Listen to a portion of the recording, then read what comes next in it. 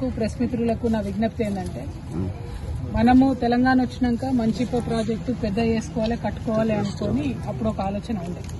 ఆ తర్వాత మనం చేసుకోలేకపోయాం. ఇప్పుడు కాంగ్రెస్ గవర్నమెంట్ ఏమన్నది, రేవంత్ రెడ్డి గారు ఇక్కడ మనకు ప్రచారానికి వచ్చినప్పుడు అంతటా కూడా నేను ఇది కట్టను ప్రాజెక్టు, మీరు ఎక్కడో అక్కడికి పట్టాలు ఇస్తామని చెప్పింది. ఇవాళ నేను కాంగ్రెస్ ప్రభుత్వాన్ని, ఇక్కడ ఉండే ఎమ్మెల్యేలను, కలెక్టర్ గారిని కోరేది ఒకటే, ముఖ్యంగా ఫారెస్ట్ వాళ్ళని కోరేది ఒకటే, ప్రాజెక్టు కట్టనప్పుడు ఇది ఇయ్యాలి కాకపోతే రేపన్నా పట్టా చేపిస్తాం మేము రైతులకు. ఫారెస్ట్ వాళ్ళు వచ్చి ఇక్కడ ఇబ్బంది పెట్టొద్దని చెప్పి మాత్రం నేను హెచ్చరిక చేస్తా ఉన్నా. ఒకటి. రెండు, కలెక్టర్ గారు ఈ 9 తండాలలో ప్లస్ 2 జీపీలలో, ఒకటి మంచిప్ప, ఒకటి బైరాబాద్, ఈ 3 జీపీలు ఆల్మోస్ట్ 9 తండాలు ఇంకా అటు కూడా ఉన్నాయి. ఆ అన్నిట్లో కూడా ROFR పట్టాలు వచ్చేటటువంటి ఆస్కారం ఉన్నది. వాటికి ఇమీడియట్ గా పట్టాలు ఇవ్వాలని చెప్పి నేను ప్రభుత్వాన్ని డిమాండ్ చేస్తా ఉన్నాను. దానికోసం వెంటబడి తప్పకుండా చేపిస్తాం.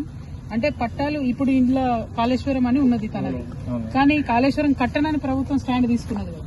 తీసుకున్నప్పుడు ఖచ్చితంగా దీన్ని వారికి పట్టా ఇవ్వాలని కోరుతున్నాం. ఇట్లాంటివి ఉన్నాయి.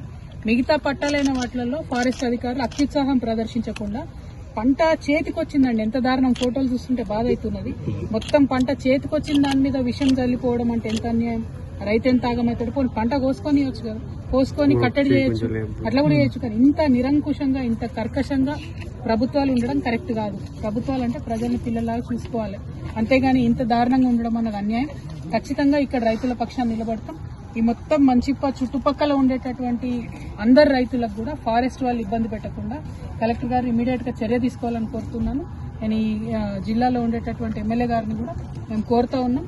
ఒకసారి ఫస్ట్ ఇవాళ కోరుతున్నాం, వాళ్ళు ఒప్పుకోకపోతే ఖచ్చితంగా కొట్లాట కూడా వేస్తాం మీ పక్షాన.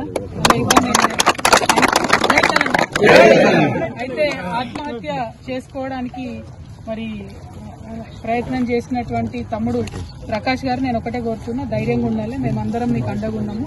అసలు ఆత్మహత్య లాంటి ఆలోచన పెట్టుకోవద్దు.